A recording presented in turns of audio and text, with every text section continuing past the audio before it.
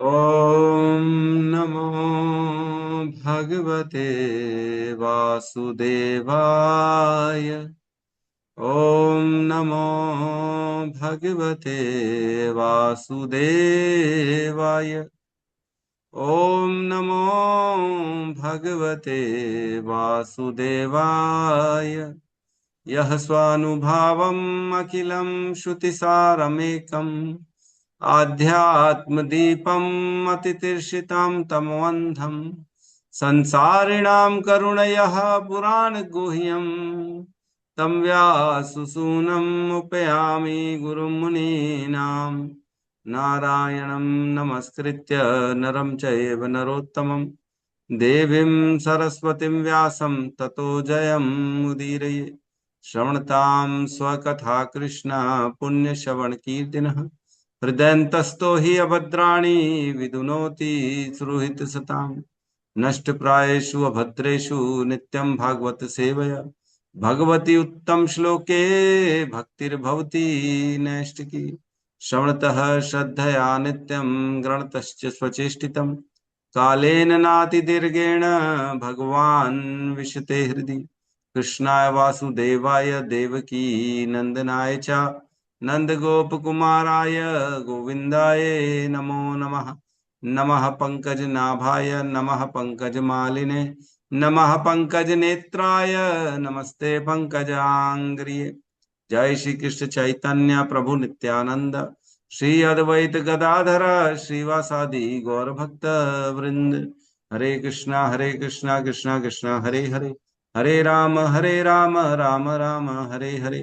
हरे कृष्णा कृष्णा कृष्णा हरे हरे हरे राम राम राम हरे हरे। हरे कृष्णा कृष्णा कृष्णा हरे हरे हरे राम राम राम हरे हरे।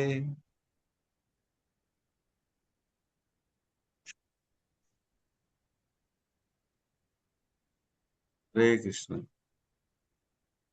सभी का स्वागत है प्रातःकालीन श्रीमद् भागवतम के सत्र में। बड़ी सुंदर सत्र चल रहा है, भगवान के लीला अवतारों का वर्णन चल रहा है। भक्ति जो होती है वो प्रेम का विषय है। भगवान से हमें प्रेम करना है। प्रेम, हृदय में प्रेम अगर जागृत नहीं हो रहा है ना, भक्ति कहीं से भी अगर ऐसा लग रहा है ये तो बात बंधन हो रहा है, ये तो परेशानी कर रही है मेरे को, मेरे पास जो है ना, मैं इसको जो है जबरदस्ती करवा रहे हैं ये लोग, मतलब समय नहीं मिल पा रहा है, मैं परेशान हो रहा हूँ या हो रही हूँ, समय नहीं मिल रहा है, तो कहीं ना कोई त्रुटि हो रही है हमारे से। कहीं ना कहीं गलत रास्ते चलने पड़ गए हमारे। थोड़ा सा रुकना पड़ेगा ऐसी स्थिति में, विचार करना पड़ेगा कि भगवान से प्रेम करने के लिए सब कर रहे हैं हम, ना कि परेशान, खुद को परेशान करने के। परेशान होंगे तो बंधन लगेगा, है ना। परेशान होंगे तो प्रेम उत्पन्न नहीं होगा। भगवान की साधना से, नाम जप से, श्रवण कीर्तन से भगवान के प्रति हमारा भाव और प्रेममय होना चाहिए और उनके प्रति शरणागति बढ़नी चाहिए। लेकिन अगर ऐसे नहीं हो रहा है तो कुछ गलत चल रहा है। ऐसे में क्या करेंगे? ऐसे में विचार करेंगे एकांत में बैठ के, या अपने गुरु से चर्चा करेंगे कि क्या करें, क्या ना करें, है ना। कल भी हमने चर्चा करी थी कि भक्ति जीवन जो है, जीवन का उद्देश्य भगवान की प्राप्ति है। तो भगवान की प्राप्ति के लिए हमको कार्य करना है, न कि अपने मान सम्मान, अपनी इंद्रिय तृप्ति के लिए, है ना। कई बार ऐसा हो जाता है कि हम अपनी इंद्रिय तृप्ति के लिए जो है भगवान का नाम जपते हैं, कीर्तन करते हैं। अरे मेरे को बड़ा मजा आता है कीर्तन करने में, इसलिए मैं कीर्तन ही करता हूँ और कुछ नहीं करता। ठीक है, अपनी मजा जिसमें आए वो तो ठीक है, करना ही है। लेकिन इसका मतलब ये नहीं कि अन्य कार्य नहीं करने। भक्ति के पांच हमने बताए थे मुख्य जो अंग हैं, है ना। नाम जप है, श्रवण है, भागवत भगवत गीता भागवतम का श्रवण है। धाम में भी जाना चाहिए, है? साधु संग होना चाहिए, सदा सदा साधु संग होना चाहिए। और जो है, और क्या है, एक और है, क्या है पांचवा? मथुरावास। धाम तो मैंने बोल ही दिया। विग्रह सेवा।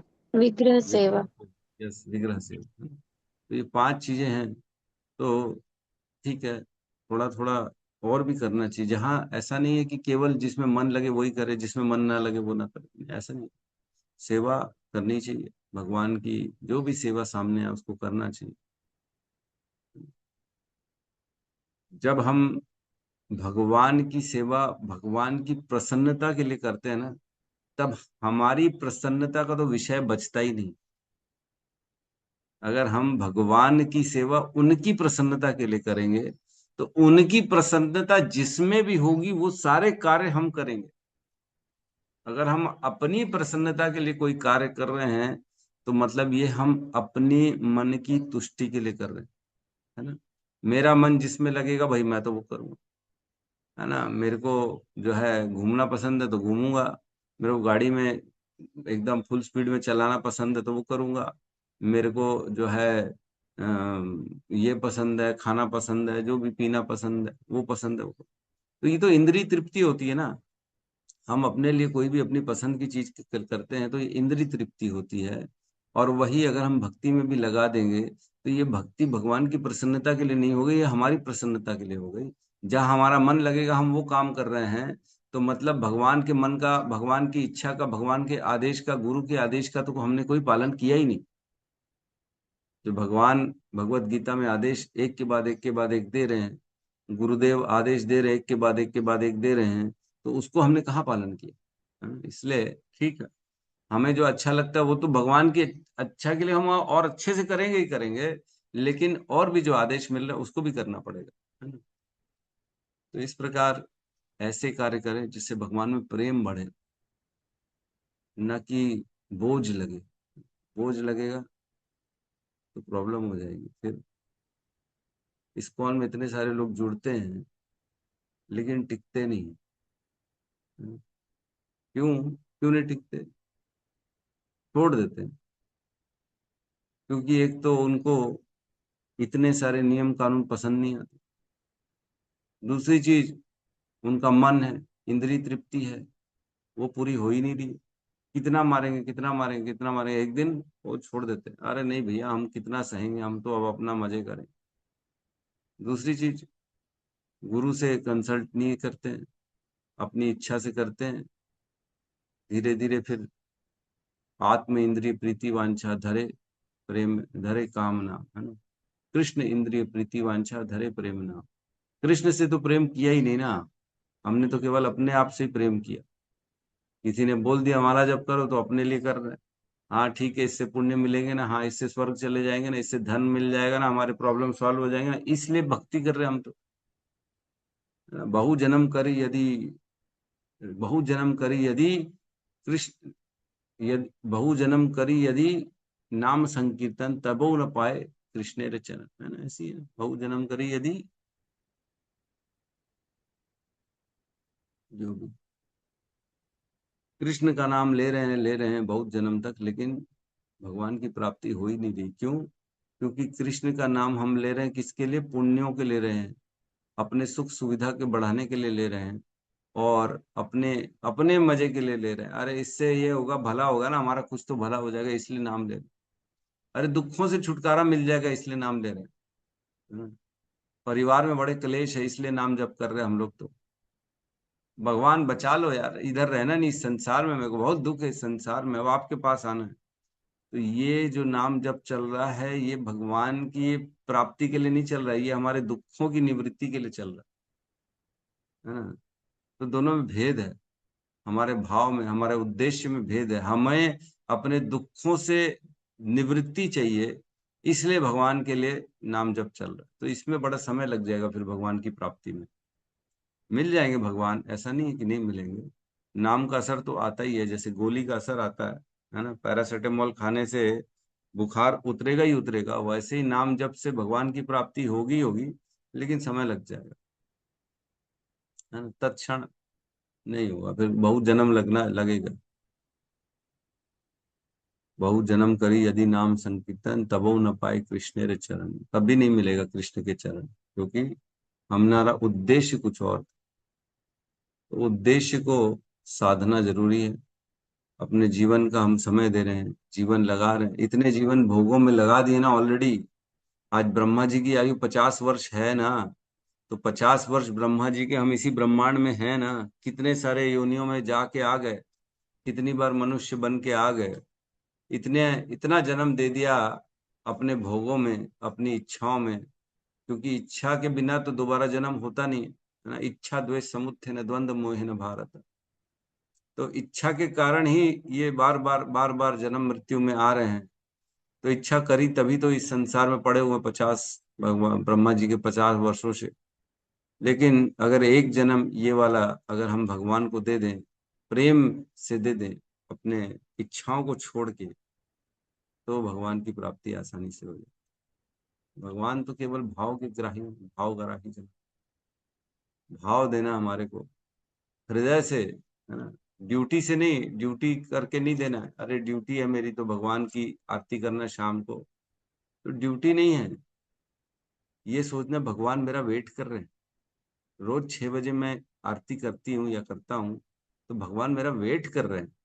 वो बेचारे खड़े हैं अकेले मेरे लिए, कब आऊंगा मैं, कब उनकी आरती करूंगा। प्रसन्न होते हैं मेरी आरती से वो। ऐसा भाव रखना। भगवान को अपना मित्र माने, भगवान को अपना जो भी प्रेमी माने, पुत्र माने, पिता माने, जो भी माने, उस संबंध से भगवान के पास जाना है। माता यशोदा अपने पुत्र का कितना ख्याल करती थी, हैं? छोड़ती नहीं थी माता यशोदा। वैसे ही हमको भी भगवान को छोड़ना नहीं, सदा सदा भगवान को अपने सामने रखना। प्रतिमा ना ही तुम्ही साक्षात व्रजेंद्र नंदन। प्रतिमा नहीं हो तुम, प्रतिमा नाही, तुम्ही साक्षात व्रजेंद्र नंदन। तुम तो साक्षात व्रजेंद्र नंदन हो, प्रतिमा नहीं हो। तो ये भाव लाना है हमारे को, है ना। सेवा करें, नाम जप करें, नाम जप करें तो भी ये सोचें कि भगवान साक्षात नाम के रूप में है ना। अभिन्नत्व नाम नामी न, नाम और नामी में कोई भेद है ही नहीं। भगवान और भगवान के नाम में कोई भेद नहीं है, इसलिए मैं नाम जप करता हूँ, है ना। नाम जप करें तो प्रयास करें कि कुछ भी अन्य अनर्गल बात को विषय अपने चित्त में न रखें। अपने ध्यान को भगवान के नाम में लगाएं। वो जो बोले उसको सुने, अन्य कोई कार्य ना करें, प्रयास करें, है ना। तो क्या होगा, नाम फलीभूत होगा। क्योंकि हम तो नाम अपराध करते हैं, धीरे धीरे अपराध रहित जब नाम होता है तब नाम आभास होता है। फिर तो शुद्ध नाम में थोड़ा सा समय लग जाता है, भाव आने में थोड़ा समय लगेगा। हम अभी सब नाम अपराध के स्टेज में ही चल रहे हैं, है ना। धीरे धीरे नाम करते करते अपराधों से शून्य हो जाएंगे, और एक दिन शुद्ध नाम तक पहुंच ही जाएंगे। गाड़ी चाली कर दी है, अब ठीक है मंजिल बड़ा दूर है, लेकिन धीरे धीरे तो पहुंच ही जाएंगे। मालूम है मंजिल कहाँ जाना है, रास्ता मालूम है ना। उस रास्ते में चलते रहेंगे तो मंजिल मिल जाएगी। रास्ता भटक जाएंगे तो मंजिल नहीं मिलेगी। छोड़ दिया नाम, जब श्रवण कीर्तन छोड़ दिया, रीडिंग छोड़ दी, तो फिर मुश्किल है। ठीक है, तो सभी का स्वागत है प्रातःकालीन श्रीमद् भागवतम के सत्र में। हम कल, नहीं परसों, हमने श्लोक लिया था 28 नंबर, जिसमें भगवान का कालिया दमन लीला उसको लिया था, है ना? बड़ा सुंदर हमने उसमें चर्चा करी थी। और आज हम श्लोक क्रमांक 29 में प्रवेश करेंगे। हाँ, मैं बताया था 10 श्लोकों में अब भगवान की लीलाओं का वर्णन होगा।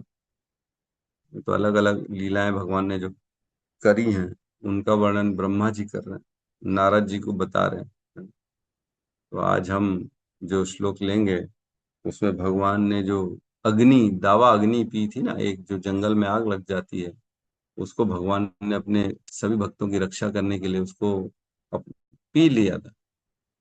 तो उसको पी लिया था, तो उसी का वर्णन चल रहा है आज।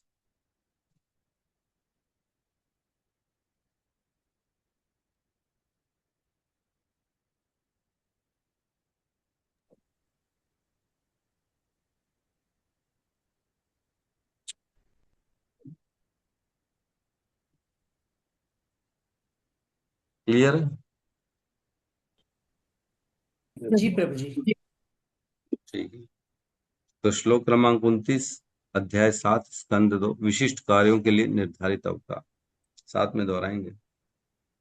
तत्कर्म दिव्याम इव यन्निशि निशयान तत्कर्म तत्कर्मदिव्यम् इव यन्निशीर्षयाणम् दिव्यन्निशीर्षयानम् दावाग्निना शुचिवने परिदह्यमाने दावाग्निना शुचिवने तावाग्निनाशुचिवने परिदह्यमाने उन्नेष्यति व्रजमतो वसितांत कालम् उन्नेषति उन्नेष्यति व्रजमतो व्रजमतो अविसुतान्तकालम् वसितान्तकालम् नेत्रे पदीप्य नहीं, नेत्रे पिधाप्य सबलो नदिगम्य वीर्यः।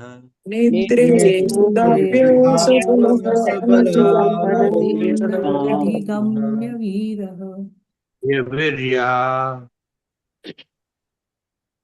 तत्कर्मदिव्यो यनिशिनी शयानम् तत्कर्म तत्कर्मदिव्यमियुषीनिशयानम् दावाग्निना शुचिवने परिहृतमाने दावाग्निनाशुचिवने परिदह्यमाने उन्नेष्यति व्रजमतो अवसितान्तकालम् उन्नेष्यति व्रजमतो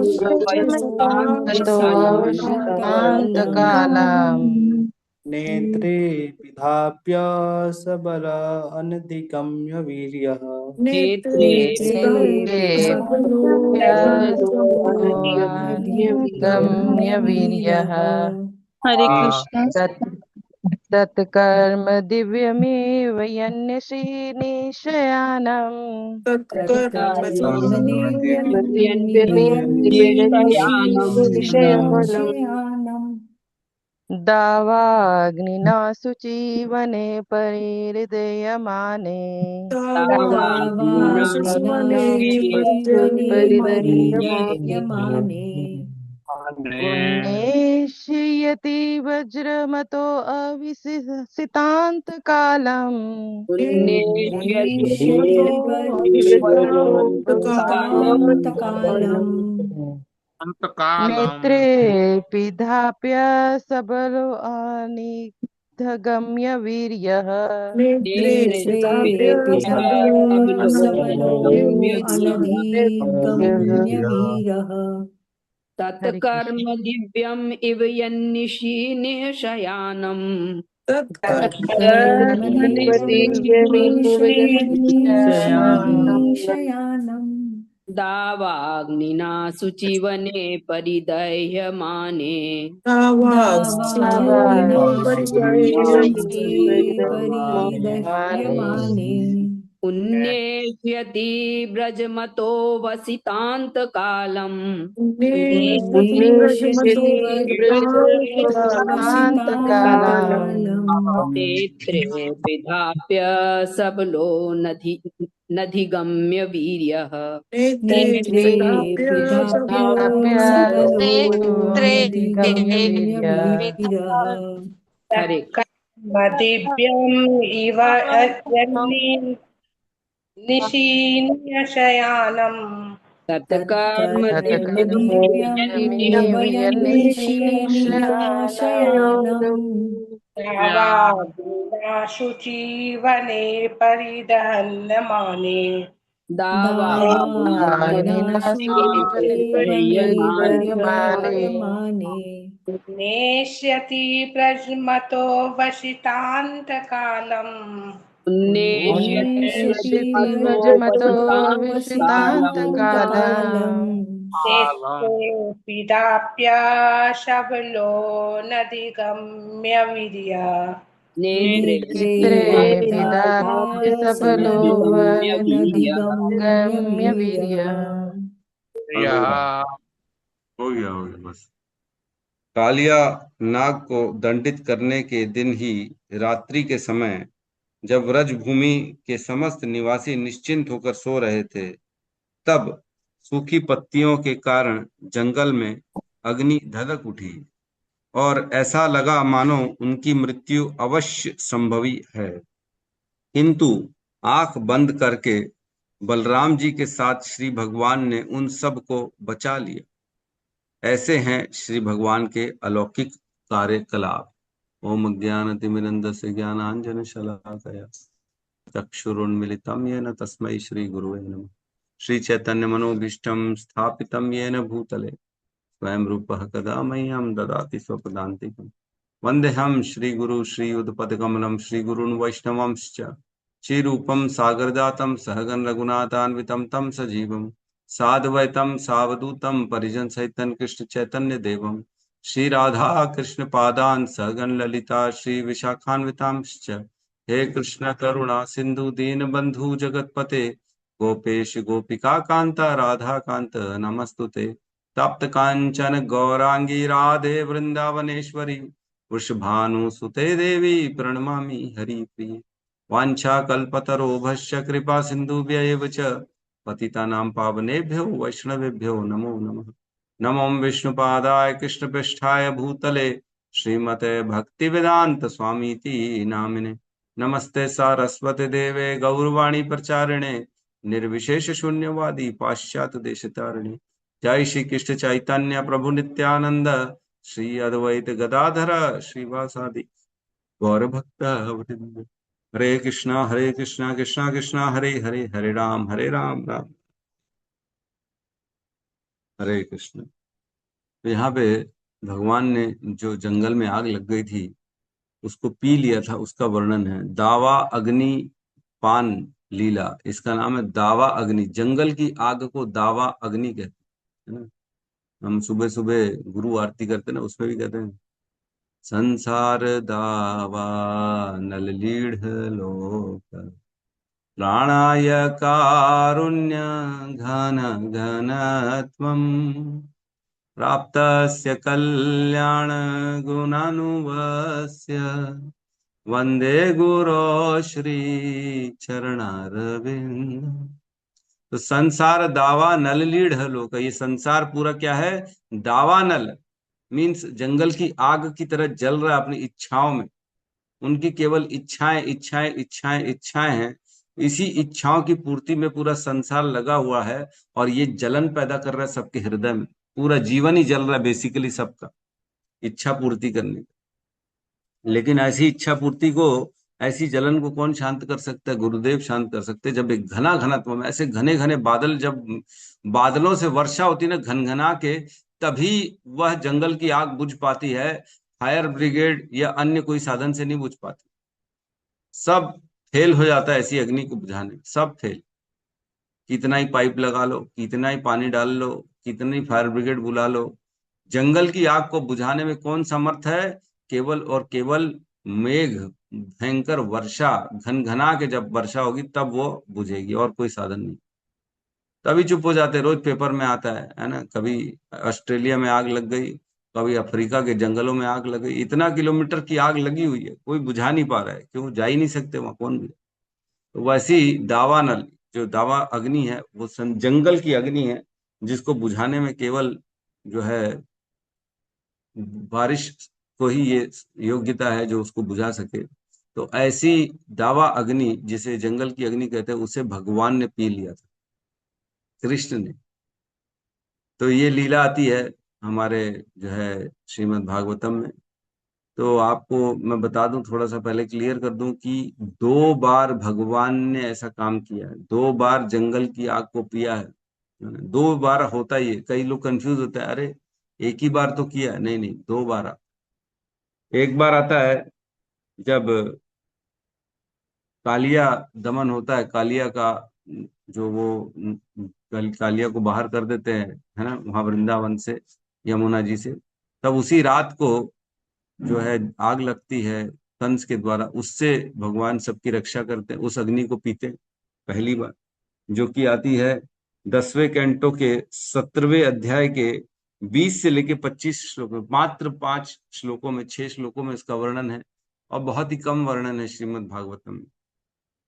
और एक और बार आता है जब दावा अग्निपान लीला होती भगवान की, तो वो आता है कैंटो 10 के अध्याय 19 में। वो पूरा अध्याय ही दावानल जो है, दावा अग्निपान लीला है भगवान।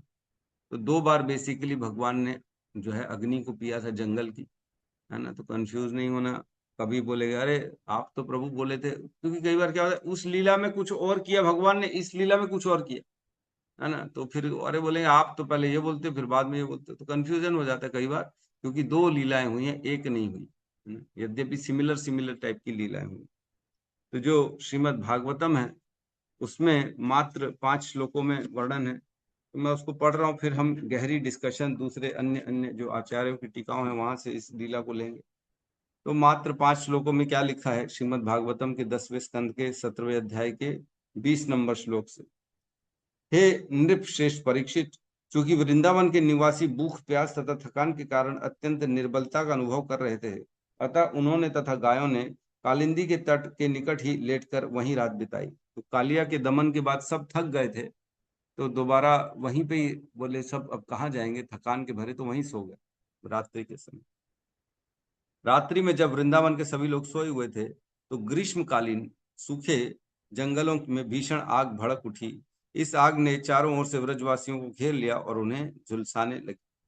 तो क्योंकि ग्रीष्म काल था ना, गर्मी का समय था ना, उसी एक दिन पहले आपको याद होगा कालिया दमन लीला किस दिन हुई, जिस दिन अपना बलराम जी का बर्थडे था, अवतरण दिवस था, उसी दिन ये काम हुआ था। क्योंकि उस दिन कृष्ण के साथ वो गए नहीं, तो कृष्ण को मौका मिल गया और वहां चले गए कालिया हृद में, और वहां जाके उन्होंने ये कर दिया। तो जो है बलराम पूर्णिमा जो आती है वो हम जानते हैं गर्मी के मौसम में आती है। तब उन्हें जलने जा रही विशाल अग्नि से अत्यधिक विचलित होकर वृंदावनवासी जाग पड़े। उन्होंने दौड़कर भगवान श्री कृष्ण की शरण ली, जो अपनी आध्यात्मिक शक्ति से सामान्य मनुष्य के रूप में प्रकट हुए थे।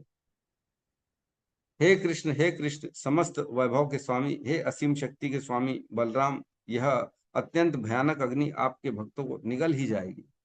हे प्रभु, हम आपके सच्चे मित्र तथा भक्त हैं, कृपा करके आप इस दुर्लभ काल रूपी अग्नि से हमारी रक्षा कीजिए। समस्त भय को भगाने वाले आपके चरण कमलों को हम कभी नहीं त्याग सकते।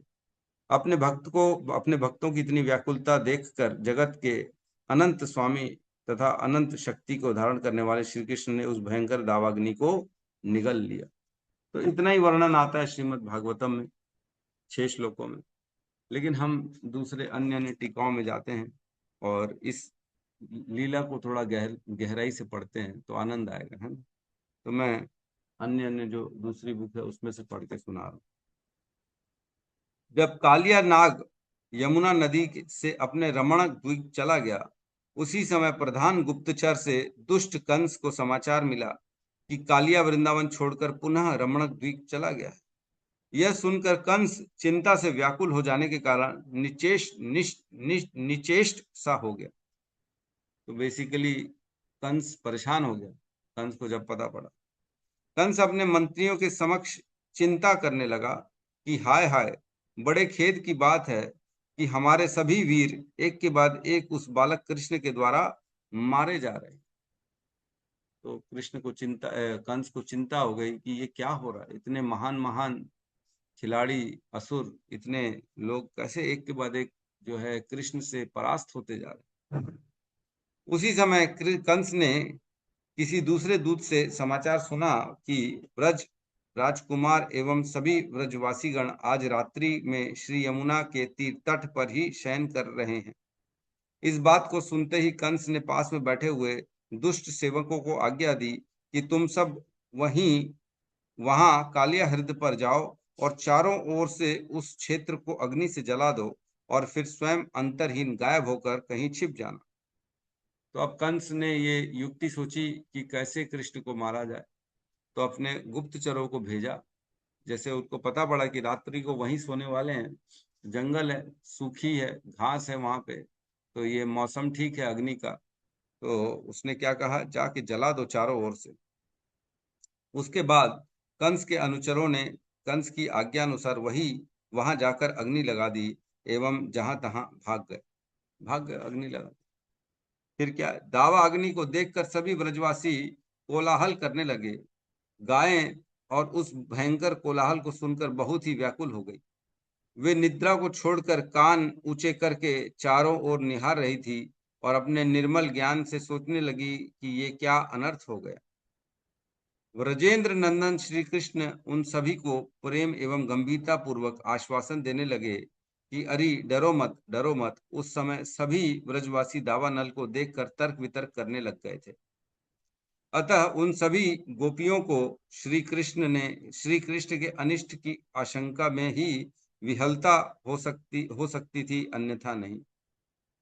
तर्क वितर्क करने वाले व्यक्ति वन की आग को, धुएं को देखकर संदेह करते हुए बोले कि कृष्ण के द्वारा अपमानित होकर और उस अपमान से उत्पन्न हुए अतिशय क्रोध से युक्त होकर वह कालिया नाग ही पुनः यमुना तट के मार्ग से इधर आ गया है। तो उन्हें लगने लगा, अरे कि ये तो कालिया का आज जो है भगा दिया था, उसका जो है बेइज्जती हो गई थी, वही लगता है आया होगा और उसी ने ये काम किया है। कुछ ब्रजवासियों को ऐसा लग रहा। थोड़ा सा हमको ये सोचना पड़ेगा कि अगर हम नींद में हैं, सपोज करो, है ना, और अचानक जो है आग लग जाए, तो नींद वाले व्यक्ति का वैसे तो दिमाग चलता नहीं, उठ के एकदम से आग आग अगर चारों ओर देख ले तो उसका दिमाग ही काम नहीं करता है कि नहीं। बुद्धि को थोड़ा साम्य होने में, शांत होने में, उठे तुरंत तो कुछ एक्शन नहीं ले पाता आदमी, उसको बुद्धि काम ही नहीं करेगी। उसको लगेगा मैं सपना देख रहा हूँ कि जागृत अवस्था में हूँ कहाँ में, ये हो क्या रहा है, कुछ समझ में नहीं। तो ऐसे ही हो गया। सब ब्रजवासी सोए हुए थे, अचानक इतनी ऊंची ऊंची लपटें, आग लग गई अचानक से, तो किसी को कुछ समझ में ही नहीं आ रहा, बुद्धि काम नहीं कर रही बेसिकली। आगे कह रहे, देखो इस विनाश का कोई उपाय नहीं दिख रहा। इस व्रज के केवल तुम ही नाथ हो। समस्त तुम्हारे समस्त व्रजमंडल को जलाता हुआ दावा अग्नि आ रहा है। तुम्हारे अलावा और कोई इसका शमन नहीं कर सकता, और तुम्हारे अलावा व्रज का और कोई कल्याण भी नहीं कर सकता। तो ये सब व्रजवासी भगवान श्री कृष्ण को प्रार्थना कर, हम तुम्हारे सजातीय आत्मीय हैं, सुंदर हृदय वाले हैं, और हम लोग तुम में ही प्रीति रखते हैं। दोनों से कह रहे, कृष्ण और बलराम। तुम तो सब कुछ करने में समर्थ हो, अतः तुमको भय की अवस्था में नहीं छोड़ सकते। अतः तुम्हारे चरणों के त्याग का जो भय हमें सता रहा है उसका नाश करो। अच्छा, उनको भय किस बात का है? कि तुम्हारे चरणों का त्याग हो जाएगा, तुमसे दूर हो जाएंगे हम, है ना। ये भय हो रहा है, किस बात का भय हो रहा है? कि मर जाएंगे तो तुमसे दूर हो जाएंगे भाई, तुम्हारे से दूर होना नहीं चाहते। हे कृष्ण, हम एक क्षण के लिए भी तुमसे वियुक्त होकर तुम्हें त्याग नहीं कर सकते। कृष्ण से कह रहे हैं समस्त, हे कृष्ण, तुम में सब सामर्थ्य है, हम तुम्हारे सुहृद हैं, इसलिए इस प्रलय अग्नि से हमें बचाओ। प्रभु, हम मृत्यु से नहीं डरते, परंतु तुम्हारे अकुतो भय चरण कमल छोड़ने में हम असमर्थ। मृत्यु से डर नहीं है, लेकिन तुम्हारा वियोग नहीं सह सकते, ये डर है। इस प्रकार व्रजवासियों के सहित अपने माता पिता की व्याकुलता को देखकर तुम सब कोई भय मत करो, इस प्रकार कहकर सब व्रजवासियों के आगे आकर श्री कृष्ण ने दावा नल को देखा, उस अग्नि को देखा भगवान ने। फिर श्री कृष्ण दावा नल को देखकर अपने मन में विचार करने लगे कि पक्षियों को गिराने वाले, आकाश को चाटने वाले, महान धुएं वाले इस अग्नि के द्वारा मेरे व्रजजनों का विनाश हो सकता है, एवं पत्तों से रहित ये सभी वृक्ष मुझे भी बहुत ही व्यथित कर रहे हैं। तो केवल ऐसा नहीं है कि इंसानों का वो विचार कर रहे हैं, वो वृक्ष और पत्तों का भी विचार कर रहे हैं। भगवान, ये वृक्ष कहाँ जाएंगे? इन्होंने मुझे छाया दी है, मैं इनके तले में खेला हूँ, कूदा हूँ, ये तो मुझे मेरे ही आश्वासन, मेरे ही आश्रय में है, मैं इनका भी मुझे ख्याल करना पड़ेगा। गोपों ने निज प्रेम से उत्पन्न अनेकों दुखपूर्ण वचनों को कहा था, जिनका सुनकर श्री कृष्ण ने उस दुस्सहस अग्नि को जो सभी ओर से घेर रही थी उसे पान कर लिया।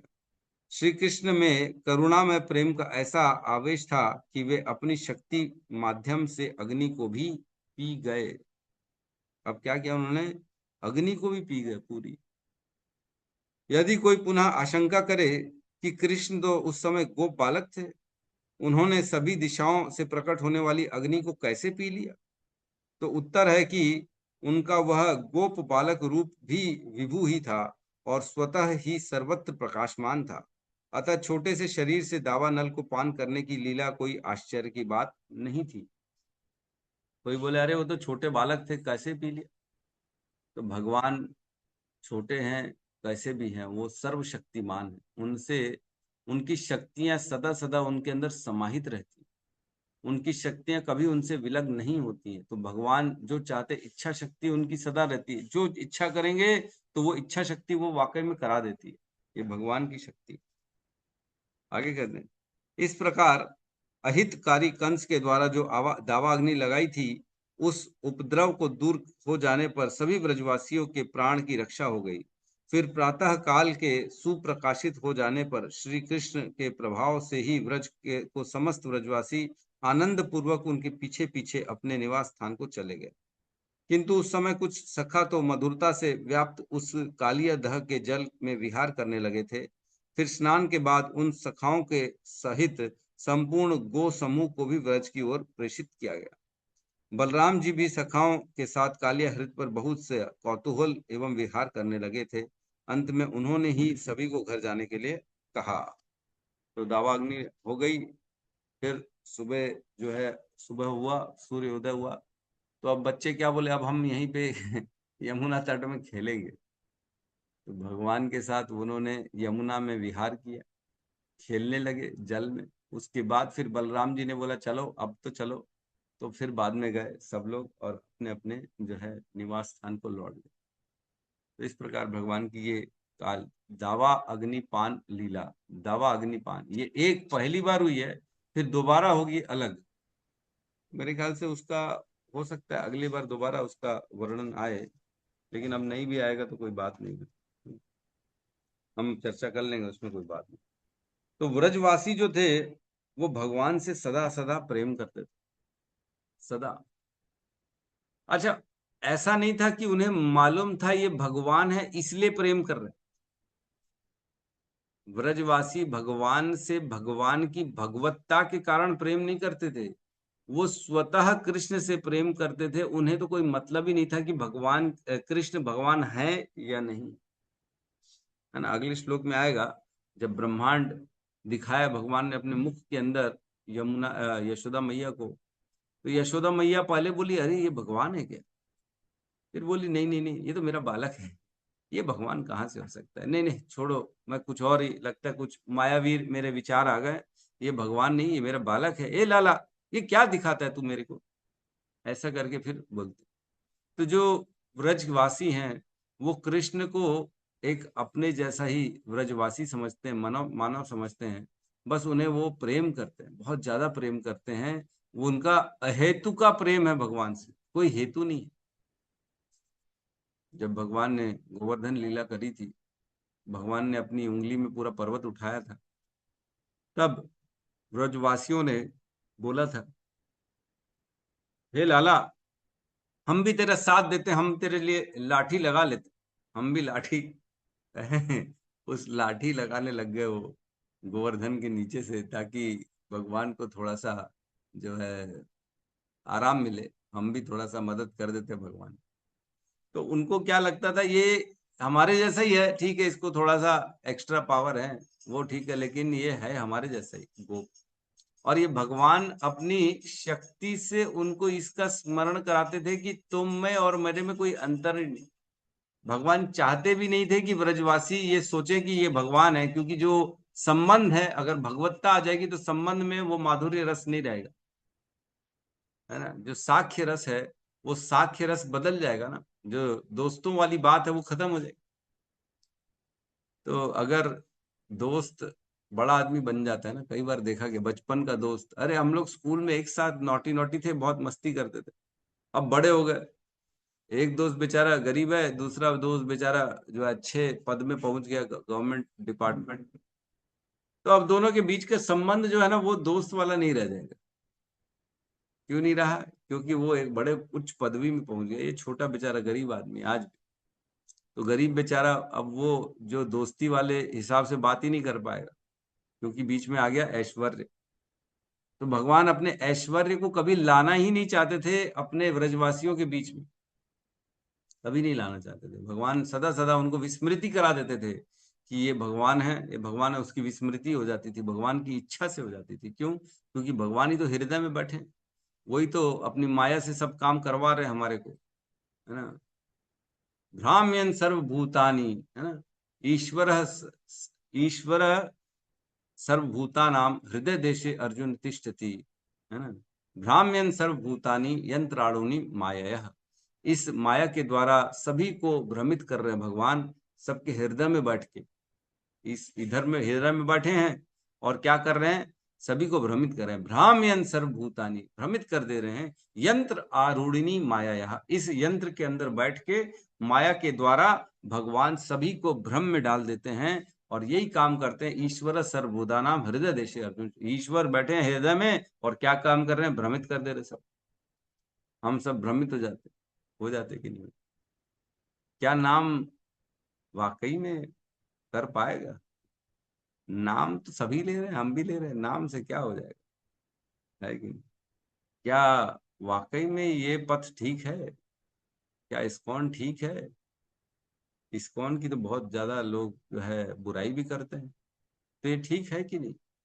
तो भ्रमित कर देते भगवान, भ्रम में डाल देते हैं, ताकि तुम जो है, एक्चुअल में भगवान चाहते नहीं है कि अपनी भक्ति किसी को मिले, क्योंकि भगवान को फिर उनका दास बनना पड़ जाता है। भगवान को फिर उनके लिए सब काम करने पड़ते हैं ना, सब छोड़ छाड़ के आना पड़ता है, अपने धाम को, अपने निज सेवकों को छोड़ के आना पड़ता है। क्यों? क्योंकि यार कोई भक्त हो जाता है, परेशान हो जाता है, जब भगवान को बुलाता है तो भगवान दौड़े दौड़े आ जाते भक्त के लिए। अहम भक्ता पराधीन हो, मैं भक्त का पराधीन हूँ, ना ही स्वतंत्र द्विजः, मैं स्वतंत्र नहीं हूँ हे द्विज, मैं पराधीन हूँ अपने भक्तों के। तो भगवान सदा सदा देखो ब्रजवासियों को कैसे रक्षा करते हैं, गोपियों की रक्षा करते हैं भगवान। अपने साथ लेके गए सभी गोपियों को जो है गोलोक वृंदावन धाम अपने साथ लेके गए। 125 वर्ष की लीला संवरण करने के बाद भगवान सभी गोपियों को अपने विमान में बिठा के राधा रानी के साथ, समस्त जितनी भी गोपियां थी सबको वैकुंठ अपने गोलोक वृंदावन धाम लेके गए। भगवान अपने भक्तों की रक्षा करते हैं, इसी प्रकार भगवान ने यहाँ पे भी रक्षा करी। और इसमें लिखा है, तात्पर्य में श्रील प्रभुपाद ने लिखा है कि भगवान के कार्यकलाप सदैव ही अलौकिक होते हैं और इस प्रकार वे सामान्य जीवों से भिन्न है। सामान्य जीव ये सब काम नहीं कर सकते जो भगवान करते हैं, है ना। जो भी श्री भगवान के इन अति मानवीय कार्यों को समझ लेता है, वह उनकी दिव्य प्रकृति के कारण भगवान श्री कृष्ण के धाम में प्रवेश करने का अधिकारी हो जाता है। जो इस अति मानवीय कार्य को समझ लेगा, ये मानव नहीं है, ये मानव के कार्य नहीं है, जो ऐसा समझ लेगा, जो समझ लेगा ये तो दिव्य हैं। पूरा आग पीना किसके लिए संभव है? गरम रोटी पूड़ी मुंह में चली जाती तो ही हम उछल जाते हैं, बैठा बैठा आदमी उछल जाता है ऊपर 2 फीट में, अरे इतना गरम, मुंह जल गया, मेरा मुंह जल गया, अरे बचाओ बचाओ। 4 दिन तक छाले आ जाएंगे मुंह में, फिर परेशान रहेगा, खा पी नहीं पाएगा, टेस्ट नहीं आएगा। बोलते ना, दूध का जला दही को भी फूक फूक के पीता है। छाछ को भी, दही को तो नहीं, छाछ को भी फूक फूक। तो कहने का अर्थ है, जिसका मुंह जल जाए वो तो बेचारा परेशान हो जाता है। लेकिन यहाँ भगवान पूरा का पूरा अग्नि को पी गए, जंगल की अग्नि को पी गए। सोचो, ऐसा नहीं, पूरे जंगल की अग्नि को पी गए और उनको कोई फर्क नहीं पड़ा। क्यों? क्योंकि उन्होंने ही तो इस सृष्टि की रचना करी। समस्त तत्व तो उन्हीं से प्रकट हो रहा है ना, तो उन्हीं के तत्व उन्हीं के अंदर चले गए तो कौन सा बड़ा भारी काम हो। तो जो ये समझ जाता है कि भगवान कृष्ण जो है उनके कार्यकलाप दिव्य होते हैं, तभी वह भगवान के धाम में प्रवेश करने का अधिकारी बन जाता है।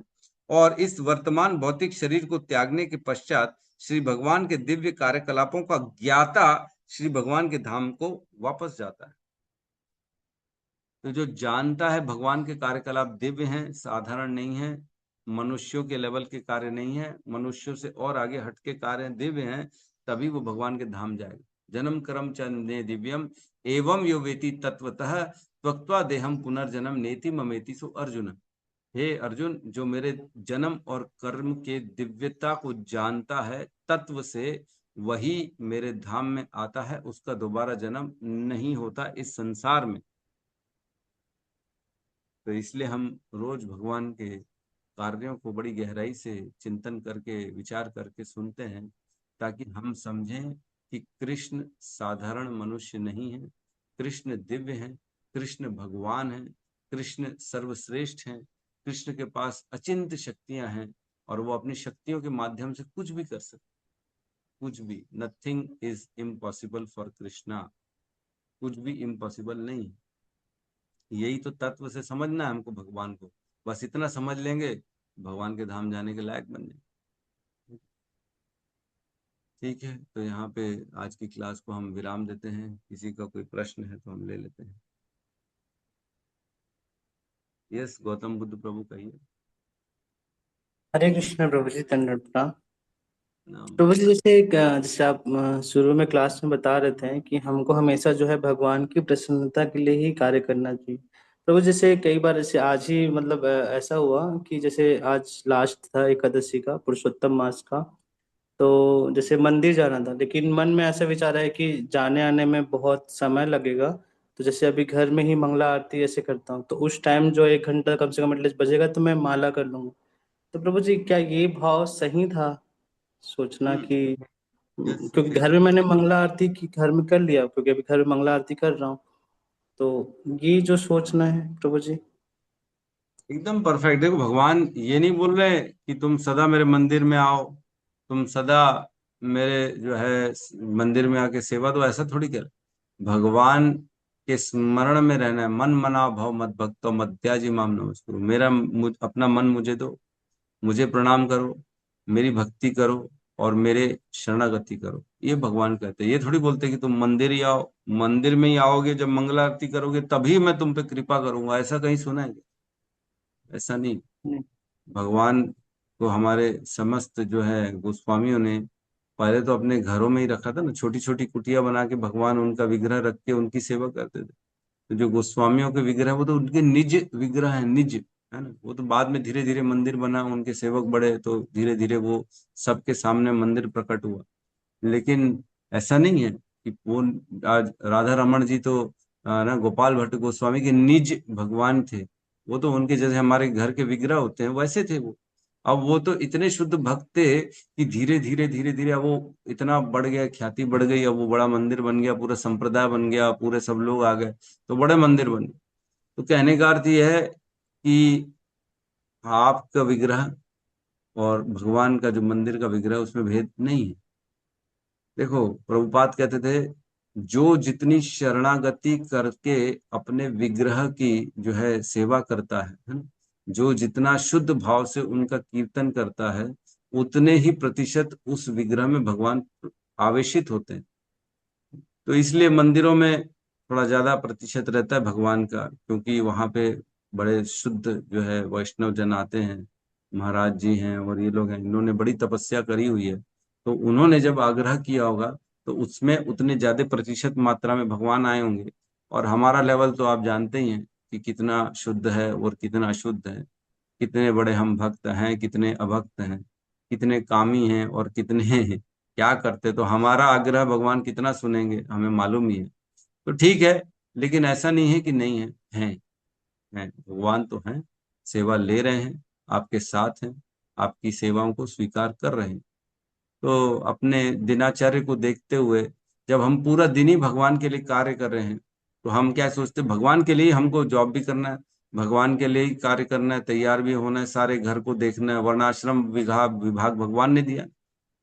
अतः पुंभी द्विज श्रेष्ठ वर्ण आश्रम विभागशः, है ना, स्वनिष्ठित धर्मस्य संसिद्धिम हरितोषणम, है ना। क्या कहा था सुखदेव गोस्वामी ने, सुद गोस्वामी ने कि भगवान ने वर्णाश्रम विभाग इसलिए बनाया ताकि उनकी तुष्टि हम कर सके अपने वर्णाश्रम विभाग से। अगर भगवान ने मेरे को पुत्र बनाया तो मैं अपनी पुत्र की सेवाओं करके भगवान को प्रसन्न करूं, ऐसा करूं। सेवा छोड़ने के लिए नहीं बोला हूं। छोड़ के चले गए मंदिर, दिन दिन भर घर वाले परेशान बैठे हैं, ओ ये क्या कर दिया हमारा लड़का, तो मंदिर वालों ने ले लिया। तो ऐसा नहीं करना है ना। ऐसा नहीं करना है, हमारे को सेवा करनी है लेकिन समन्वय बिठाते हुए सभी का। ऐसा नहीं करें कि एक तरफ नाराज कर दिए और दूसरी तरफ केवल वही काम करें।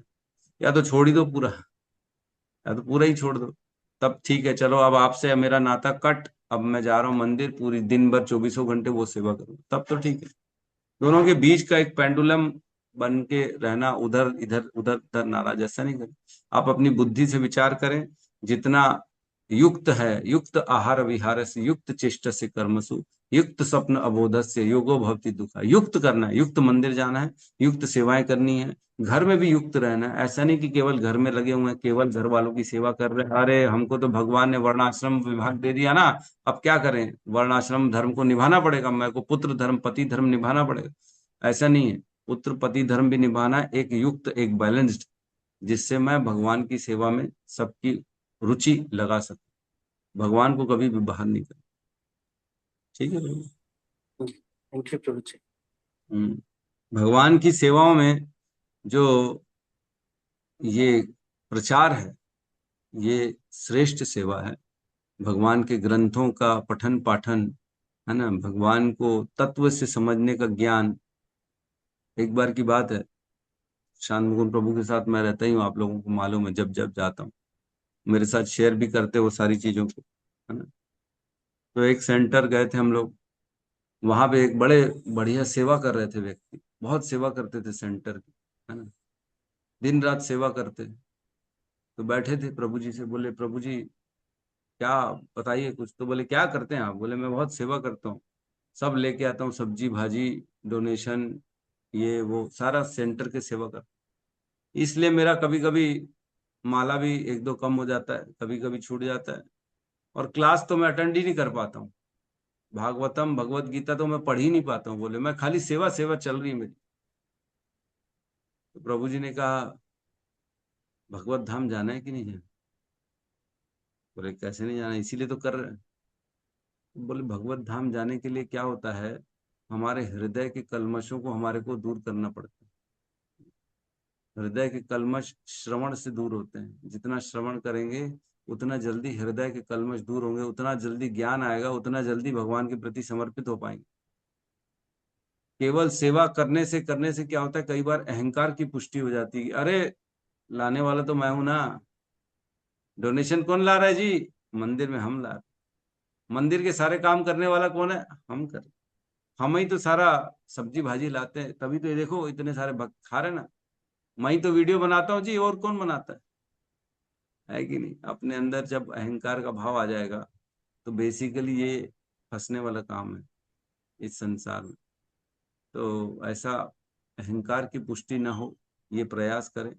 खाली सेवा सेवा भी ना करें, सेवा और साथ में श्रवण और अपनी साधना, इन सब पे एक बैलेंस बना के ही व्यक्ति जा पाएगा भगवत धाम, नहीं तो नहीं जा। ठीक है। यस शर्मा जी कहिए। प्रभु जी साष्टांग दंडवत करता हूँ। जी प्रभु। क्या क्या कोई भी व्यक्ति जब से उसको आत्मतुष्टि न हो जिस कार्य में, भगवान का कार्य हो जो भी हो, जब से उस आत्मसंतुष्टि नहीं होगा तो वो कोई कार्य कर सकता है? नहीं करेगा। आत्मसंतुष्टि जब तक उस कार्य में उसको, देखो एक तो क्या है, कई लोग कार्य इसलिए करते हैं क्योंकि उसके रिजल्ट के प्रति आकर्षित रहता है ना, कि क्या मैं करूंगा तो मेरे को रिजल्ट क्या मिलेगा, है ना। पूरा संसार जो है सकाम कर्मी है एक्चुअल में। पूरे संसार को चाहिए कि मैं करूं, मेरा लाभ क्या है, इसमें मेरा क्या प्रॉफिट है भैया, मैं क्या पाऊंगा जो मैं ये काम करूं। तो इसलिए लोग भगवान का नाम भी नहीं जपते हैं। अरे मेरा क्या बेनिफिट है, क्या भगवान देगा मेरे को। आज मैं नौकरी करूंगा तो पगार तो सेठ देगा ना, भगवान क्या देगा। नाम जप करूंगा तो भगवान कुछ देगा क्या, कुछ नहीं देगा। तो ऐसे लोगों के लिए जब तक श्रवण नहीं करेंगे ना, उनको पता नहीं पड़ेगा कि नाम जप से क्या मिलने वाला। जब जब जैसे जैसे श्रवण करेंगे, इसलिए कहा जाता है कि सुनना सबसे ज्यादा जरूरी है। सुनेंगे तो भाव आएगा करने के लिए भगवान। सुनना अति आवश्यक है। सुनने से, इसलिए भगवान ने भगवत गीता में ज्ञान योग दिया ना। क्यों दिया? ताकि ज्ञान होगा, और ज्ञान होगा तभी व्यक्ति भक्ति करेगा। आज हम सब भक्ति क्यों करते हैं? दो मार्ग हैं, है ना, भक्ति करने के। एक तो राग अनुगा भक्ति है, केवल भाव में है जो, और एक दूसरा है साधन भक्ति। साधन भक्ति में क्या करते हैं? हम ग्रंथ पढ़ते हैं, सुनते हैं, सेवा करते हैं, गुरु के आदेशों का पालन करते हैं, क्योंकि हमारे अंदर कलमश भरे हुए ना, भाव नहीं आ पा रहा हृदय में। क्या करोगे? हमारे को तो भाव अपने भोगने का है, तो हम अपने भोगने के लिए केवल साधन जुटा रहे हैं, और भगवान के प्रति कोई भाव नहीं है। तो इसलिए क्या कर रहे हैं? अपने आप को कलमश, हमारे हृदय के कलमश को मिटाने के लिए प्रसाद पाते हैं, ताकि धीरे धीरे हमारे हृदय में जो भाव है वो परिवर्तन हो। नाम जप करते ताकि भाव आए भगवान के प्रति। श्रवण करते हैं, ग्रंथों को पढ़ते हैं ताकि ज्ञान आए। नाम से मिलना क्या है? अरे ज्ञान, नाम जपने से सारे पापों का क्षय हो जाएगा। एक नाम लई सर्व पाप क्षय। जब ये पता पड़ेगा कि हम मनुष्य जीवन में भगवान का नाम जप के समस्त पापों से मुक्त हो सकते हैं, नाम जप करके भगवत धाम जा सकते हैं, नाम जप करके स्वर्ग लोक जा सकते हैं, नाम जप करके कुछ भी प्राप्त कर सकते हैं, नाम जप करने से स्वतः सारी चीजें मिल जाती। तब जब ये ज्ञान होता है, तब धीरे धीरे नाम के प्रति, भगवान के प्रति शरणागति होती है, फिर धीरे धीरे भक्ति का प्रयास करता है। तो इसलिए सुनना ज्यादा जरूरी। प्रभु जी, मैं इसलिए कहा कि भागवत में उतना समझ नहीं है, लेकिन पढ़ने के बाद भ्रमित तो हो जाता हूँ। क्योंकि राजा परीक्षित ने सुखदेव जी से 10-14-49 में कि गोप लोग ब्रजवासियों के लिए कृष्ण पुत्र नहीं थे, दूसरे के पुत्र थे। फिर उनका कृष्ण पर इतना प्रेम कैसे हुआ? ऐसा प्रेम तो उनको अपने बालकों पर भी कभी नहीं होता हुआ था। तो जवाब देते हैं कि सब कोई अपना आत्म संतुष्टि के लिए उनको से करने से उनको संतुष्टि मिलता है, इसलिए करते हैं। मैंने थोड़ा सा आ गया, लगता है कि सब कोई, हम लोग जितना करते हैं उसमें अपनी आत्म तुष्टि होती है, इसलिए हम लोग करते हैं। ऐसे तो गोपी लोग भगवान के तुष्टि के लिए करती थी। 10-14-49 में प्रश्न था तो पढ़े, तो उस समय थोड़ा लगा कि वो सब कोई अपने अपने आप ही के संतुष्टि के लिए करता है, भगवान के लिए नहीं। यह दिमाग में पता नहीं आता। जब धीरे, हाँ ये सही है, पहले धीरे धीरे अपनी संतुष्टि के लिए करता है, फिर धीरे धीरे करते करते उसका भाव जो है ना खत्म होता है। जैसे ध्रुव महाराज ने भक्ति क्यों की भगवान की? ताकि मेरे को राज्य मिले, मेरे पिताजी से बड़ा राज्य मिले, इसलिए भक्ति करी। भगवान की प्राप्ति के लिए भक्ति नहीं करी। लेकिन जब ज्ञान आ गया तो बोले अब कुछ नहीं चाहिए, है ना। तो भक्ति में प्रवेश करेंगे, हो सकता है इच्छा के लिए, हो सकता है कुछ तकलीफ से निवृत्ति के लिए भक्ति में प्रवेश करेंगे, हो सकता है जिज्ञासा होगी तो भक्ति में प्रवेश करेंगे। लेकिन प्रवेश करके जैसे भक्ति के कार्यों को करना चालू करेंगे ना, भक्ति करेंगे, नाम जप करेंगे, श्रवण करेंगे, पढ़ेंगे, तो धीरे धीरे समझ में आएगा, अरे इच्छाओं का तो कोई जरूरत ही नहीं। भगवान की प्राप्ति सर्वश्रेष्ठ है, इच्छाओं के लिए तो हम भगवान के लिए नहीं जा रहे। तो धीरे धीरे वो परिवर्तन आ जाएगा। यही तो भेद है देवताओं की भक्ति में, देवताओं की पूजन में, और भगवान कृष्ण की भक्ति में। यही परिवर्तन, यही भेद है कि देवताओं के लिए आप जो इच्छा से जाओगे वही इच्छा पूर्ति करेंगे देवता, और वह इच्छा को खत्म नहीं करेंगे। लेकिन भगवान कृष्ण की अगर जब हम भक्ति करते हैं, उनके शरण में जाते हैं, तो वह इच्छाओं को ही समूल नष्ट कर देते भी हैं, लेकिन इच्छाओं की समाप्ति कर देंगे। अब दोबारा इच्छा होगी ही नहीं, ये करते भगवान। इसलिए भगवान कृष्ण के चरण में जाना श्रेष्ठ है ना। एक श्लोक आता है जिसमें कहते हैं, एक श्लोक बड़ा सुंदर है, उसमें कहते हैं, तब विक्रीडितम कृष्णा नृणाम परम मंगलम कर्ण पीयूष आसाध्य त्यजन्ते अन्य स्पृहा जना। मीन्स तब विक्रीडितम कृष्ण, तुम्हारी लीलाएं, तुम्हारी कथाएं जो हैं, हे कृष्ण, तब विक्रीडितम कृष्ण, तुम्हारी कथाएं कृष्ण नृणाम परम मंगलम, सभी मनुष्यों के लिए परम मंगलदायक है। आपकी कथाएं, आपकी लीलाएं, आपका जो नाम है वो सभी के लिए, मनुष्यों के लिए परम मंगल है। क्यों है भाई? कर्ण पीयूष आसाद्य, कर्ण मीन्स कानों के लिए अमृत है ये। इसको सुन सुन के कानों में अमृत का प्रवेश हो रहा है, अमृत जा रहा है कानों में। इससे क्या हो रहा है ना? तजंते अन्य स्पृहा जना, जो अन्य स्पृहाएं हैं, अन्य सारी इच्छाएं हैं ना, वो त्याग देता है व्यक्ति। आपकी कथा सुनता है, ये अमृत के समान है, और ये सुन सुन के व्यक्ति का मंगल होता है। और इसको सुन सुन के क्या होता है, अन्य सारी इच्छाएं जो होती है वो व्यक्ति त्याग देता है। अब कोई इच्छा नहीं, अब कोनो इच्छा नहीं। अब केवल इच्छा किसकी है? कृष्ण की प्राप्ति की इच्छा। न घर चाहिए, न बंगला चाहिए, न बड़े बड़े लोग चाहिए, कुछ नहीं चाहिए, लेकिन केवल इच्छा किसकी है? भगवान। अब जैसे मैं अपनी पर्सनल बात कर दूं, है ना, यद्यपि भगवान का दिया हुआ सब कुछ है, बहुत कुछ है। मेरा हमारा अच्छा बड़ा बिजनेस है भगवान की दया से, रियल एस्टेट का काम है, लेकिन इच्छा नहीं होती उसको बढ़ाने की। हृदय में इच्छा नहीं होती। मैं डेली शाम को 5 बजे डॉट, मेरा टाइम फिक्स है, सरकारी डिपार्टमेंट की तरह मैं ऑफिस छोड़ देता हूँ। कोई फोन भी करता है, प्रभु जी आपसे काम था, मिलना है, ये काम है, वो डील है, अब भैया कल आना, अब मेरा टाइम खत्म, मैं घर जा रहा हूँ, कल बुलाता हूँ। क्यों? क्योंकि मेरे को अब स्पृहा नहीं है। जितना है भगवान ने दिया है ना, भगवान ने जो दिया, मैंने जबरदस्ती तो लिया नहीं, भगवान से दिया उन्होंने, तो उसको तो लेना ही है, उसको तो स्वीकार करना है। लेकिन अब क्या है, शाम को डेली बैठो, जो ग्रंथ पढ़ो, श्लोक पढ़ो, उसमें जो आनंद है वो दिन भर में ऑफिस में कहाँ आनंद है? तो उसको पढ़ने के लिए मेरे को उसको छोड़ना पड़ेगा, और उसको छोड़ देता हूँ। मेरे घर वाले, मेरे भाई, अड़ोस पड़ोस बोलते हैं, अरे ये काम करता है कि नहीं करता, शाम को तो घर में आ जाता है। अब वो कुछ भी बोले, मेरे को उससे कोई फर्क नहीं पड़ता। हाँ, हमको घर में रहना है, भगवान की भक्ति करनी, भगवान का जप करना, और क्या करना है कि नहीं? शरीर छूट जाएगा 10-20 साल में, तो क्या करेंगे? धन दौलत को लेके जाएंगे क्या साथ में? कितना कमा लेंगे और कितना साथ में एकत्रित कर लेंगे, है ना? है कितने टाइम के लिए हम यहाँ पे? 10-20-25 साल, और क्या, इससे ज्यादा तो हम हैं नहीं। तो जब ये हृदय में आ जाता है, तब स्पृहा खत्म हो जाती है। लेकिन हाँ, वर्णाश्रम विभाग है ना, काम तो करना पड़ेगा। मैं वैश्य हूँ ना, मैं वैसे तो एक बिजनेसमैन हूँ ना, मैं क्या करूँ, बिजनेसमैन हूँ तो बिजनेस करना पड़ेगा मेरे को। तो मैं 11 से 5 का टाइम मेरा बिजनेस का है, वो टाइम बिजनेस को देता हूँ। 5 से घर आ जाता हूँ, 6 से 8 मेरे जो है अध्ययन का समय है। तो 6 से 8 मैं आपको घर में मेरे रूम पे ही दिखूंगा, जब भी आएंगे आपको घर में ही मिलूंगा। यस, जी कहिए प्रभु प्रभु जी। जी, शर्मा जी। जी प्रभु जी, आपने व्यवसाय में समय दिया।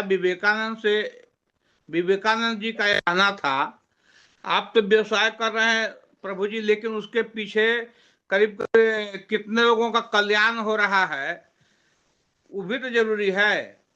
तो विवेकानंद से कोई पूछा था कि कहीं की सात्विक तो है, लेकिन राजसी होना चाहिए, जिससे कि लोगों का विकास हो, देश का विकास हो, वो भी जरूरी है ना। नहीं तो रुक जाएगा तो लोगों का कल्याण कैसे होगा? अपना काम यह भी मान करना है, बढ़ाना है कि मैं यह भगवान का काम कर रहा हूँ प्रभु जी, लेकिन चूंकि उसमें बहुत लोग का कल्याण निहित है उसी से, आपके माध्यम से प्रभु जी,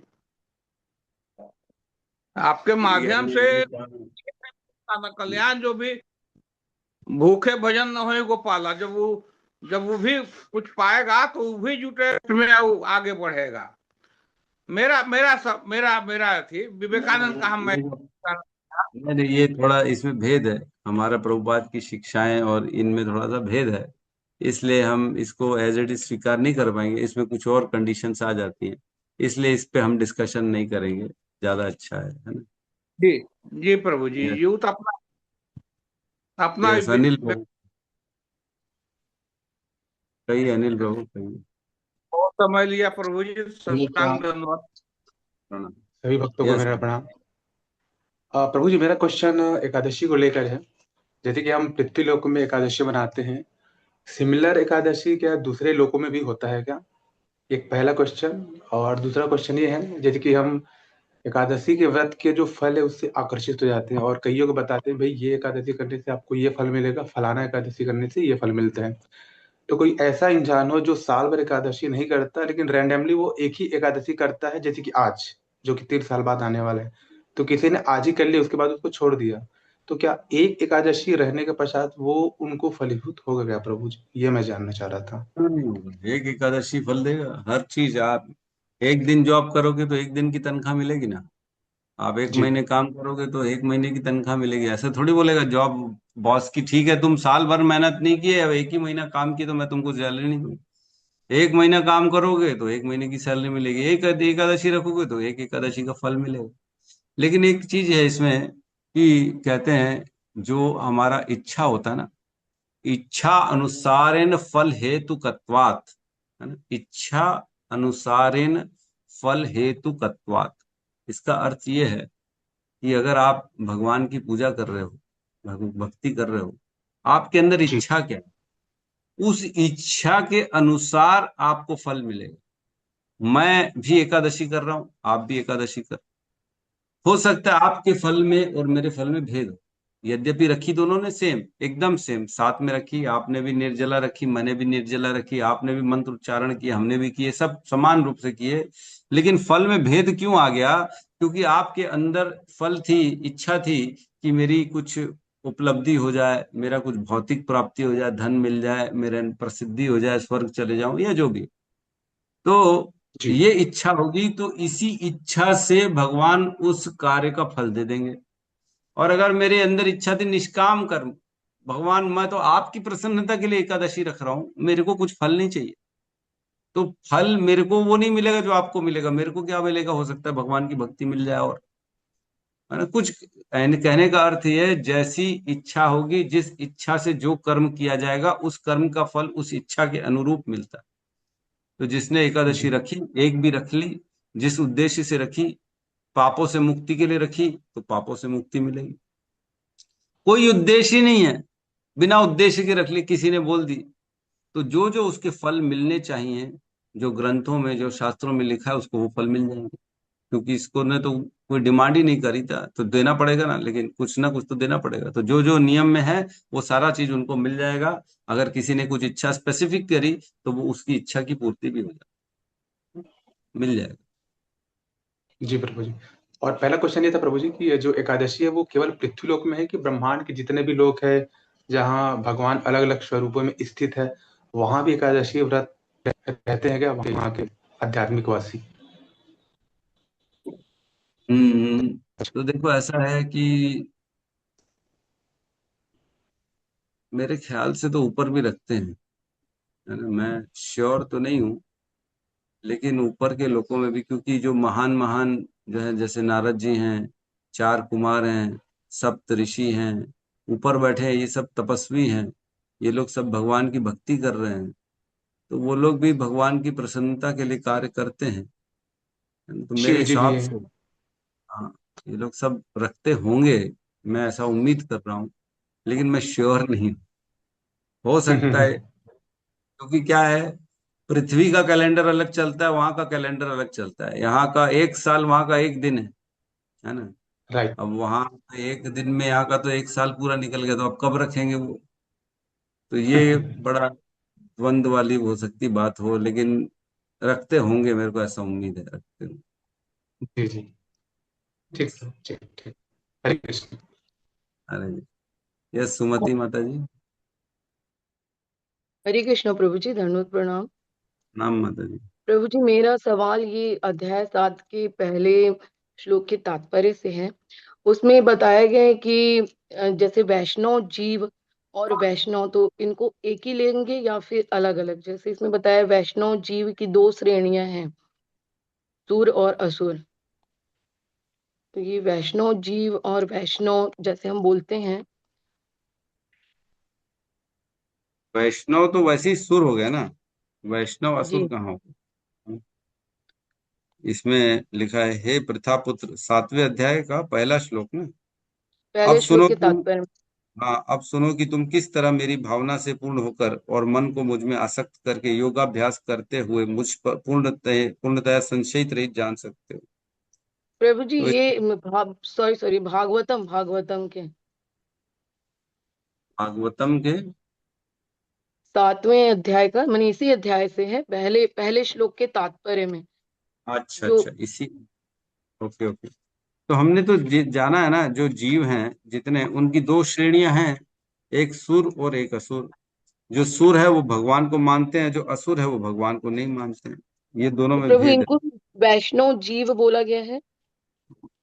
नहीं नहीं, इसमें लिखा है सृष्टि के प्रारंभ से ही प्रमुख रूप से असुर तथा देवता अर्थात वैष्णव जीवों की ये दो श्रेणियां रही हैं।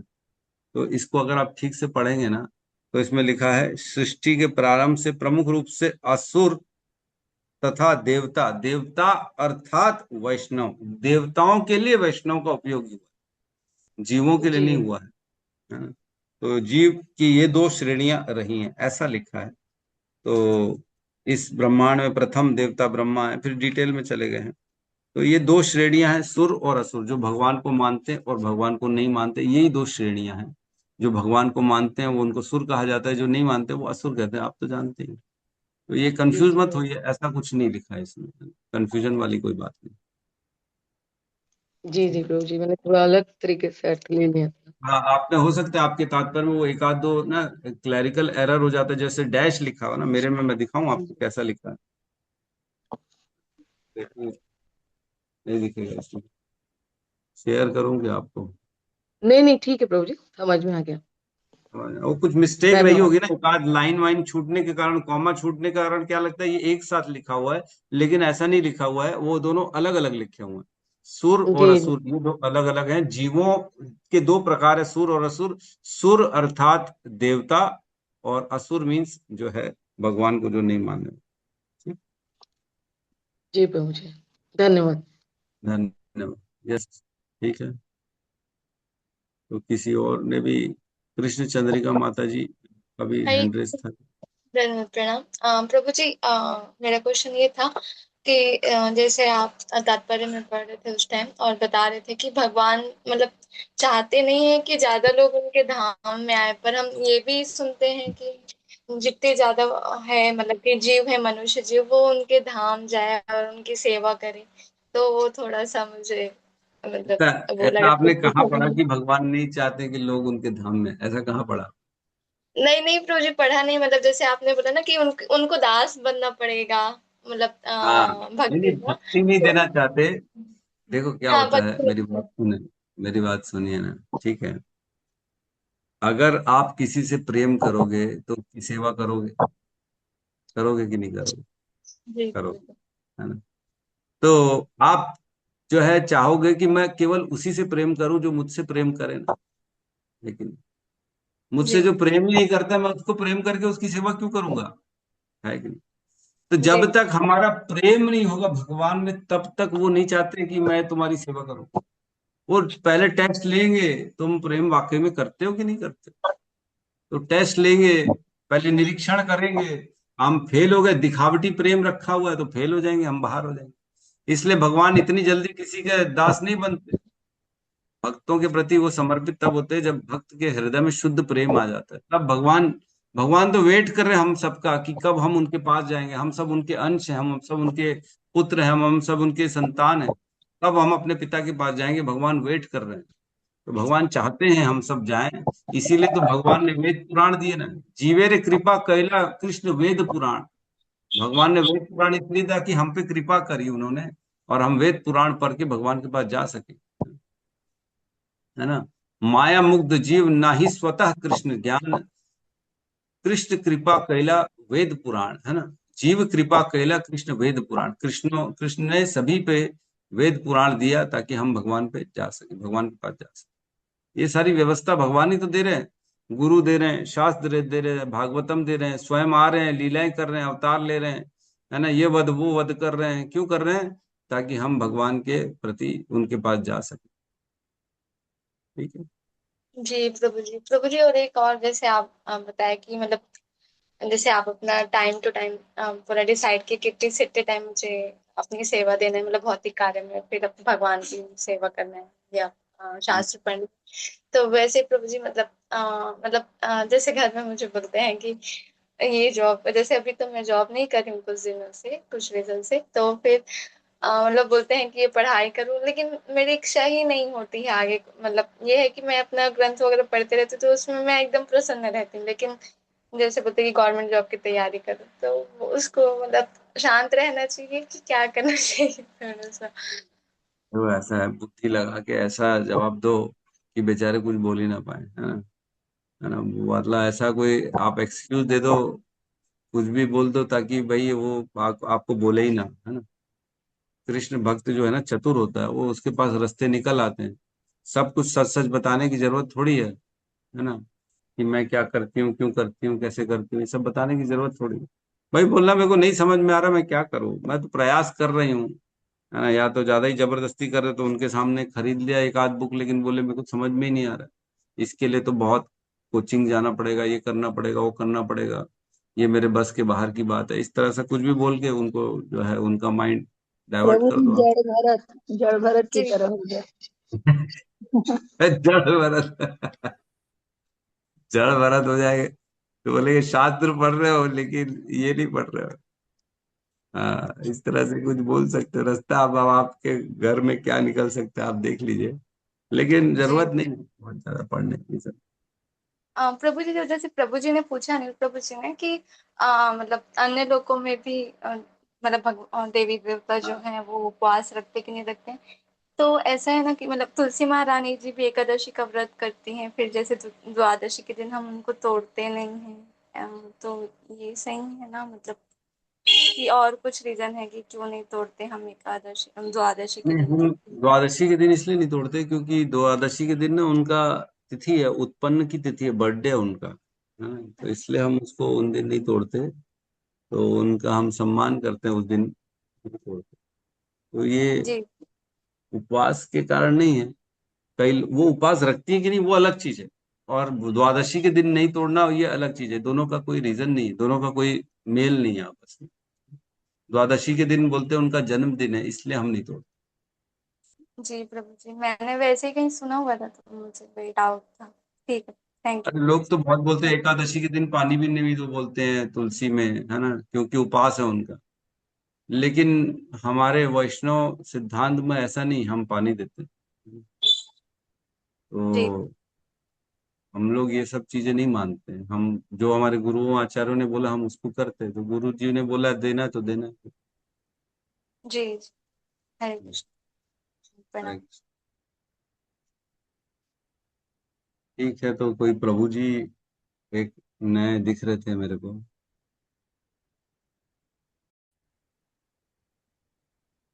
हरे हरे हरे कृष्णा, कृष्णा हरे हरे कृष्ण कृष्णा, कृष्णा, कृष्ण हरे कृष्णा कृष्णा, कृष्णा हरे कृष्णा, हरे, हरे हरे हरे हरे। हरे राम, हरे हरे राम, राम राम राम राम, हरे हरे। हरे